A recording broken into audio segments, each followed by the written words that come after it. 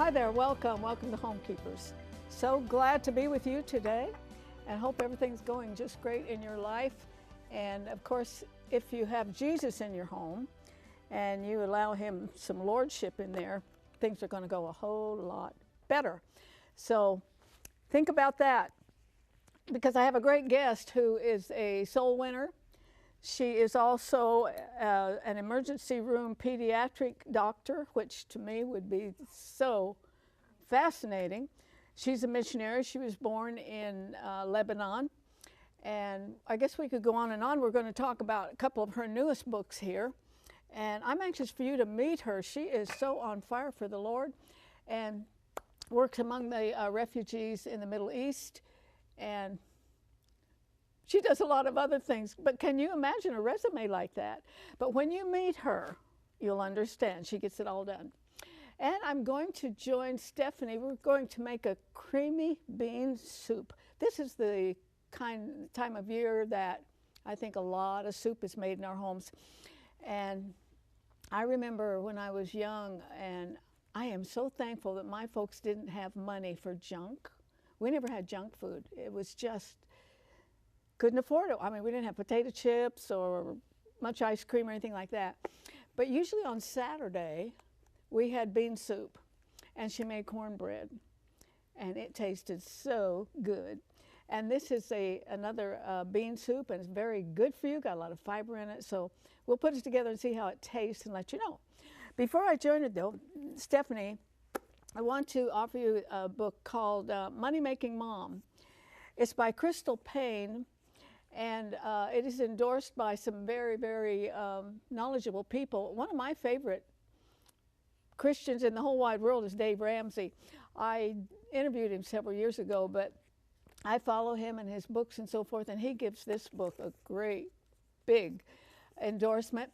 Also, a lady by the name of Sarah Smith from Red Book. There are endorsements from people who work for the New York Times.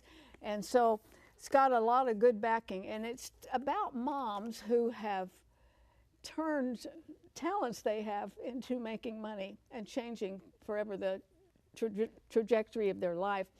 Just last night I was talking to one of my grandsons about Dave Ramsey and about how he ought to be instituting these kinds of principles in his giving now, or in his money managing now. And it's time for Christians to really take control of their money. And I told him, I said, if you want to live like every other American, you know, and just from paycheck to paycheck, or you can ask God to come into the situation, and you can look at it and you can deny yourself here and there and do these things, and you'll come out better when it comes to money. So we're offering you this book, a wonderful book, for a gift of $17. That's covers all the shipping and handling. 1-800-229-0059 is the number for Stephanie's friends. And for my friends who still write letters and put stamps on them, Homekeepers, Box 6922, Clearwater, Florida 33758. And I think you will enjoy this book very much. Do you want to read it? I didn't know you had that. I follow her. Do you really? Payne, yes, like daily on her blog and everything. So I didn't know you had that. So yes, I want one. I will give you one. Thank you. Okay. You're the best. I'm celebrating today. So you want to give it to me as a celebration? What are we celebrating? Yes, what are we celebrating? Well, we're taping today, January 31st. 2 years since my breast cancer surgery. No way. 2 years. Praise God. How is that possible? Praise God. You know that we've all known people with cancer, and you can know the Lord so well, and he's brought you through. But Satan puts it right in the back of your head all the time. Always. Always. That's wonderful. It's insane. So yeah, I'm Thank celebrating God. today. 2 years. It's amazing. Okay. So this looks creamy good. bean soup. So we have a can of white kidney beans. And a can of, thank you. Yeah. My brain. And a can of chickpeas, and we have vegetable broth. You're gonna put all this in there. Okay. So that's what's gonna make it creamy. Do you know what? At home I don't have a. I was gonna say, if you don't have a food processor, you know what you can use? A potato smasher. Okay, you can just use a potato smasher. So I have oil in here, and I have onions and garlic. I'm gonna saute these up. But I do like soup better after it's been emulsified like this. You'll have, because I don't Yep, have one. nope. So close. She loves showing my There you ignorance. go. No, I don't. Although she does throw me under the bus at every opportunity she has. Okay, and this So is we want garlic. this kind of, So, yep. So I have onions and garlic in here that I'm sauteing. I need to get That one was of one these. onion and 2 garlic What do cloves. you think of that?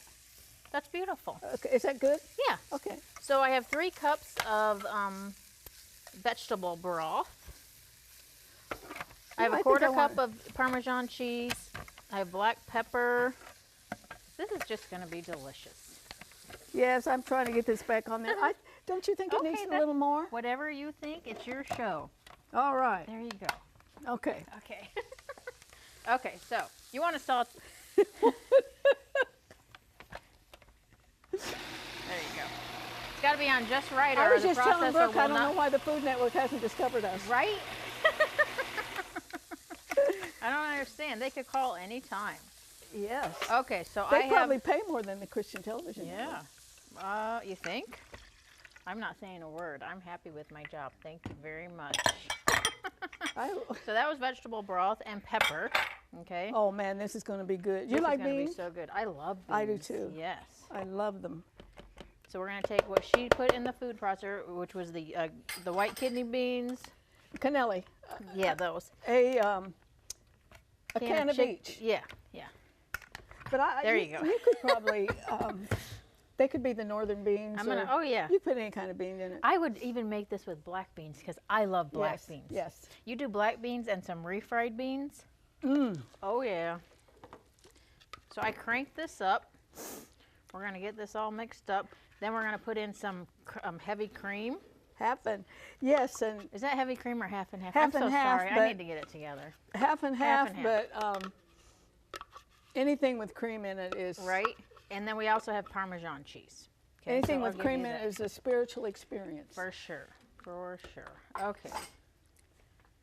Oh, this just smells gonna get good. this- I mean, it's Does just it? that Get simple. this and out of the it way. smells good. Excuse me. Talk to the people. Okay, talk to the people. Okay. It smells delicious, so I have half and half. You want to hear? You can have those. I honestly can't believe it's been 2 years. I don't know how it's. I mean, 1 year I could almost believe, but 2 years it just blows my mind. Mm-hmm. Time flies when you're having fun, evidently. Yes. Okay. And we do have fun. Yeah. So I'm cranking this up. I'm putting. And of course, Half and half. we'll give it a taste, but it's You want it to cook a lot longer. We're speed cooking. Let those flavors all marry together and have a relationship. Yeah, this is just. It's cold right now, so this is yeah. a Let's good let day. it heat up a little bit. Yeah. And I'll throw the cans away.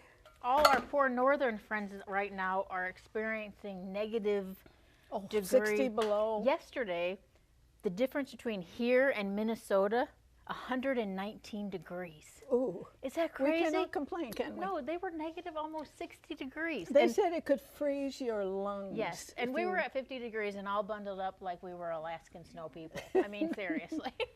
It was crazy. So, Hey, did you ever have just soup growing up? We had it every Saturday night no, I don't remember with that. cornbread. No. And was it ever good? No, but my mom makes a really good ham and beans.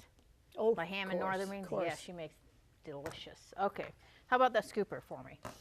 Well, just I'm just gonna put the cheese on top in there. okay. Yeah. Do you sprinkle it on? Yeah, let's Okay. sprinkle it on. So we're just gonna do a little taste here. I think you could take this recipe any direction you want it. Okay, give me some. Oh, I love here, Parmesan, no problem. have a spoon of cheese. Is it so good? It's wonderful. Yeah. Let It's it wonderful. cook though. Let it cook. We're, If you like what is the Jethro bean soup, Bodine you're gonna love it.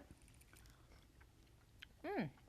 You know, this Yeah. is the truth. Let it cook though. I have the most thoughtful daughter. Mm-hmm. If she hears of somebody who had cancer, you know, she's there, all that. Mm-hmm. My sister was here over the weekend. You know, we two old ladies sitting on our pajamas watching Food Network. There's a mental picture for you. Yes, yes. A beautiful mental. And so the last night my sister was here. Here comes Meredith with homemade potato soup, stuffed her grilled cheese Aw. sandwich. She's just so. Only That's so eternity will nice. reveal Yes. what that girl has done, because she'll Yes. never tell you. Okay, this is called a creamy bean soup. You can have it. It's absolutely free. watch the information coming up on your screen, friend. That's the way you can get it. Email's the best, but any way that you want, we'll get it to you. And stay and meet my guest. If you would like a copy of today's recipe, you may receive it by contacting us through social media as listed on the screen. When requesting a copy through the mail, be sure to include a self-addressed stamped envelope. Thank you, and please know we always appreciate hearing from our viewers.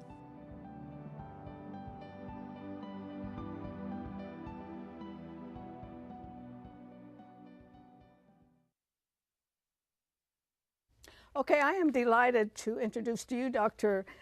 Lina AbuJamra. Very good.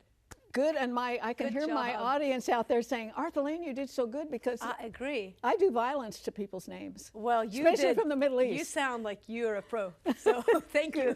Welcome, welcome. It's so wonderful to meet a Christian that's just bubbling. I mean, just. Thank you. Yes, and I watched some of your speaking on your website, and I tell you, what a delight for any audience to get to hear you. So I appreciate that. It's an honor to serve the Lord, as you know. Okay, you're from Lebanon. Yep. I've been there. It's been called the gem of the Mediterranean. It has both beaches and mountains. It's a very beautiful place. Were you in Beirut or where? Beirut, yeah. Most people, especially during the war, kind of clustered in Beirut, and so we left towards the end of the Civil War back in 1987. So we were there for the bulk of that time. My mom became a Christian before she married my dad, and then he eventually after. You become Christians here in America? No, she became a Christian in Lebanon, and it was in her college years, and then we grew up going to church because my mom was such a strong, well, honestly, she fell in love with the Lord, and so she studied his word, very dedicated in getting to grow in her faith, and had met at the same time. You know how God brings stories together. So she met some navigator type people at the college where she was, and ended up going to church, and was with some American missionaries. So we just grew up in sort of a very Western type church. My dad came to Christ about 15 years into the marriage, and that's when we moved after that. Did you speak English over there? We did. You know, a lot of other countries speak multiple languages. We grew up in a culture that I don't remember learning English, so it's sort of there. So, okay. Yeah, people sometimes are surprised when I speak. I'm a fast talker, and they'll say, man, for someone who speaks it as a second language, but I don't remember learning English. It was just there. And French, actually. We grew up speaking French. So did you go to med school here? Yeah, we moved my senior year in high school. So I did college, medical school, all of my training in the United States. So we moved to Green Bay, Wisconsin. Speaking of the cold weather, it was a huge adjustment, but it was also just very much God's providence for us. Speaking of Wisconsin, sometimes I watch football and I can't understand those Green Bay Packer fans. Oh, they when are it's something. 42 below zero, that thing is packed out. Wait, that you're talking about my people. That's my family. Yeah, we love the Packers. That amazes me. It amazes me too, truthfully. My dad trained, he's a doctor, he trained in the Mayo Clinic before, like back in the 60s, before we were born. And he developed a love for the Packers from that time. Would he go when it was 42 below? No, he was one of the avid guys that he had to sit. He had like a ritual. He would sit in front of the TV, had to watch it play by play. To go to the game was too distracting for him. He's a diehard. He passed away 3 years ago, and he embedded that into all of us. Every grandchild, we are just a family that loves the Packers. I would much rather watch it on TV. Yeah, I feel the same. I wouldn't go in the cold, but everybody in my family does not agree with us. Yeah. Okay, you are an ER pediatric doctor. How do you do that? If you brought in a child mutilated, I'd stand and cry for a while and then try to figure out what to do. Now, I'd feel that way if I stood in front of a recipe and tried to cook. The tears start flowing down my face. I don't cook. But no, you know what? God really wires you in a different, every person in a way that suits what your calling is. And I was in my training, and honestly, everybody that knew me thought I'd end up in emergency medicine. But I thought it was a little harsh of a field, so I ended up in pediatrics. But then in my training realized really I'm not a pediatrician per se. I'm a pediatric ER. I mean, I have that personality that suits the ER. And I think it's just the way the Lord created me. I never have felt, on the contrary, I've felt it to be a very rewarding job where we see more happy stories than sad stories, unlike the adult ER world where you might have more death. So it's really a very rewarding career. I did it for 18 years. And from the get-go, in my fellowship, as I was training, I felt God's call to teach the Bible. And so it's been really almost 2 decades of weaning, trying to figure out when to do what. So I went from academic medicine to the community hospital setting, and then not even 2 years, a year and a half ago, I transitioned into telemedicine. So now I see patients on the phone and the computer. Oh. I just started doing that a year ago. I love it. The company's actually based in Florida. But the reason I did it was the ministry. And so the ministry's grown, and now we do a lot of the global work with Syrian refugees. I travel internationally for that every 3 months. Plus, I do a lot of conferences. Last year, I went to China. Next month, I'll be going to Germany and Budapest. Just a lot of doors that God is opening that would be impossible if I were still in my traditional job. So. Before we leave the medicine part, in an ER situation, don't you have to really be quick but calm? You have to make some split-minute Well, the quick part you can tell. I mean, I think anybody Yeah, who you hears got me that. and you know what? The calm part is training. It's just, and any ER doctor knows, the crazier the situation, the calmer we get. You always can tell. Really? You can tell when something is really, tense, because everybody quiets down, and there's a sort of sense of you just have to go through the steps that you've learned. And so, there's chaos and stuff. It's not all like ER, the show, remember the old George Clooney show.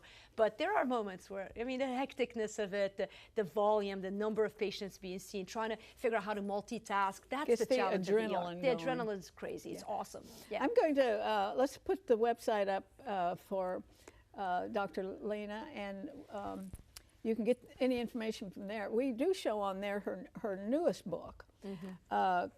Q&A, and this is a 3-year Yeah, journal? It's a fun resource. So yeah, we've published a lot of books in my time, but the last 2 that we've put together are resources really aimed to help Christians grow. So my calling in teaching the Bible really has had this focus of providing biblical resources for everyday life. And I've tried to do it in many different ways. Our website is heavy with Bible study resources, messages. We have a great app that just at a fingertips you can go through study, free, books of the Bible, just podcasts, a lot of different ways that we've created resources for people.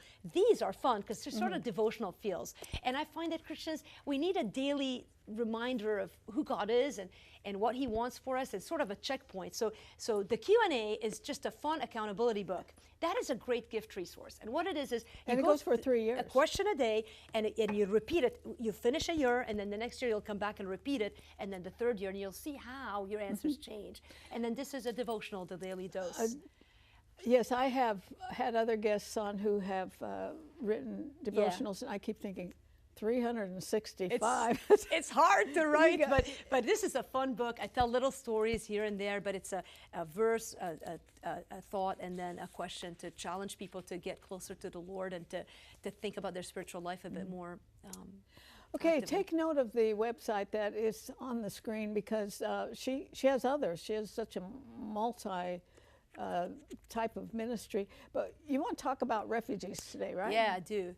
The heart of our ministry is bringing hope to the world. That's our vision. We're going to bring hope to the world. And any Christian knows that hope is Jesus. And so it's just a way to sort of communicate with people who, I think, anywhere I've traveled in my life, and I've done mission trips all over the world and working in the ER and being from a war-torn country, I feel like the one thing that every human shares in common is this need for hope. No matter how bad life gets, if you have hope, you can make it. But the problem is sometimes you don't know where to look for hope. And God allows difficult circumstances in our life to happen so that we would turn to hope. And in Christ, we find that hope. And so one of the things that's happening back in my home country and in that region started... In Lebanon. Yeah, in Lebanon, in the Middle East, Syria, that bigger area, Iraq, Iran. Well, Iran is a bit further away, but that hub, it has been this spirit of revival tied to the crisis that started in 2012, which is related to the Syrian refugees. So millions of people left Syria and went to Jordan and to Lebanon. Lebanon, I think, absorbed 2 million Syrian refugees. And no one knows the exact count, but well over 1.5 million. And they went to Lebanon? Yeah, they walked over the mountain, basically. And so 1 million? Maybe more over time, yeah. It's not that big. Lebanon is 10,000 square feet. It's tiny. And the relationship between Syria and Lebanon has always sort of been incestuous, sort of, they took over, there's sort of been this, so there's some complicated relationship, I guess you could say.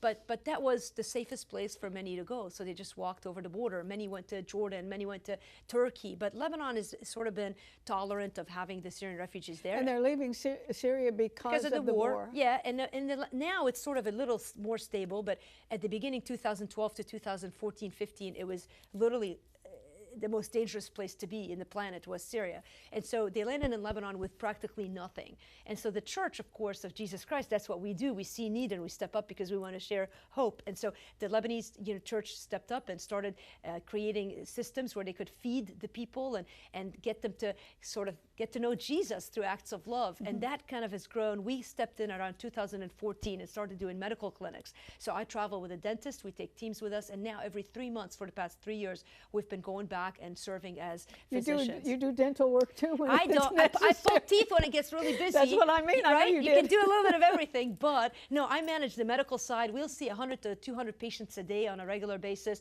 We've gone into they have 10 cities where, we've gone in and done clinics there. We've done mobile clinics, but mostly we work out of the church. We have an entire floor that we dedicate to the clinic. We have a system. And then the beauty of it is when you go to the place over and over again, and this is really why we've now created these resources to try to fund the work we do. We're now supporting, I think, 25 families right now monthly in their housing. Those are all persecuted ex-Muslims who are now born-again believers. So we help support them alongside with the church because they have nowhere to live. And the tents where they used to live have become places where people have threatened them and persecuted them because of their stance and their decision for the Lord.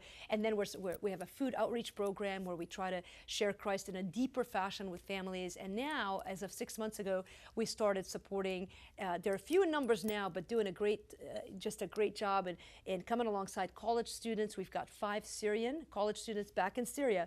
They've now have some stability where we're supporting them to go back to college. And just this month, we're going to take on 5 students in Lebanon. They've given their heart to the Lord? Oh, we work with the church, and this is exactly why we work with the church, because we are mostly, and we love everybody, but our heart is to see men and women who are coming to Jesus grow in the Lord. So we're just now adding on 5 students in Lebanon who will be going to the Christian school. So we're going to pay their way to go to Christian school, and it's all happening. I'm just a doctor. I literally had a full-time job in medicine. I love that. I'm just a doctor. I mean, it's true. Until a year ago, I was in the ER. Now I work every single day of my life on the phone, but I can only do so much. For us to make a bigger impact, we've tried to be creative. So these resources that we've put together, and we've got a huge wardrobe merch line that we have on site that just has messaging of hope. But every single dollar that goes into that goes towards helping the Syrian refugees. Okay, and that website is on the screen. Yeah. And you've heard how, at least this was my take on how messed up Syria was when we messed up Iraq, whatever. And so they started pouring over the border.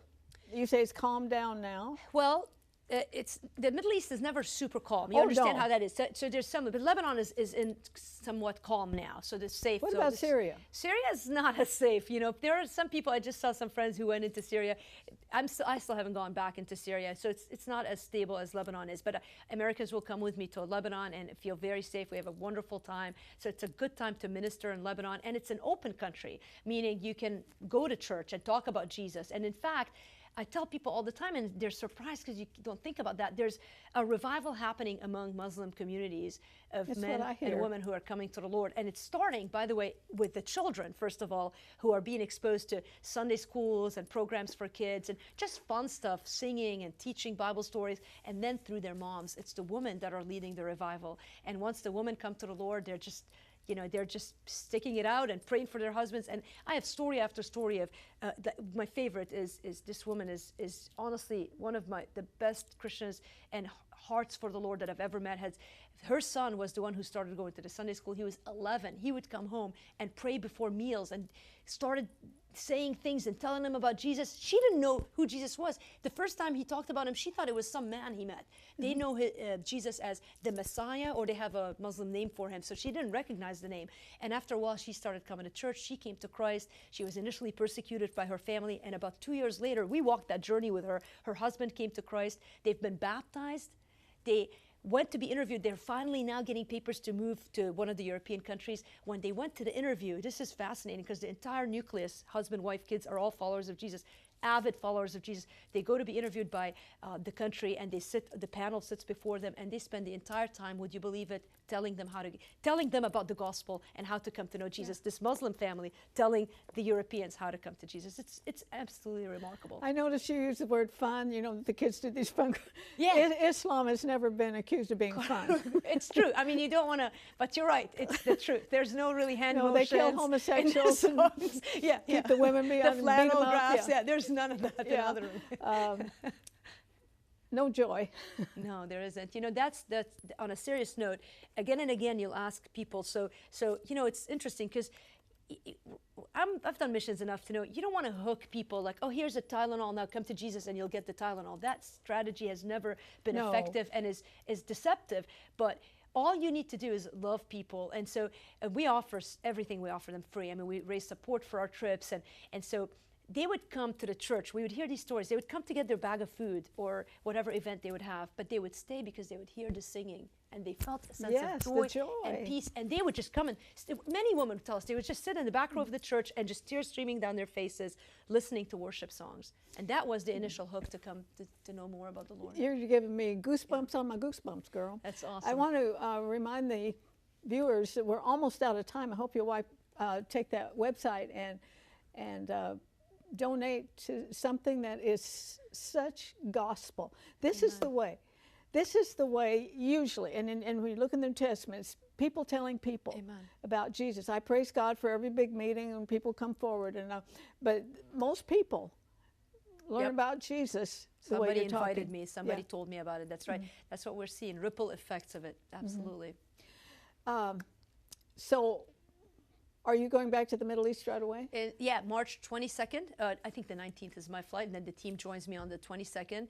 And we have a rotating schedule, but we work. I'm launching a program with our nurse practitioner of training. She's launching the first class of 15 women in nursing aid. So how to do IVs, take blood pressures, measure blood sugars, skills that they can use. So she's now launching it, and we're working on getting her supplies and everything. So it's pretty exciting. The stuff that has mushroomed out of that initial mission trip has been from the Lord, and just how, you know, what's amazing to me is even coming back to the United States and talking to Christian groups, and I do a lot of speaking in the United States.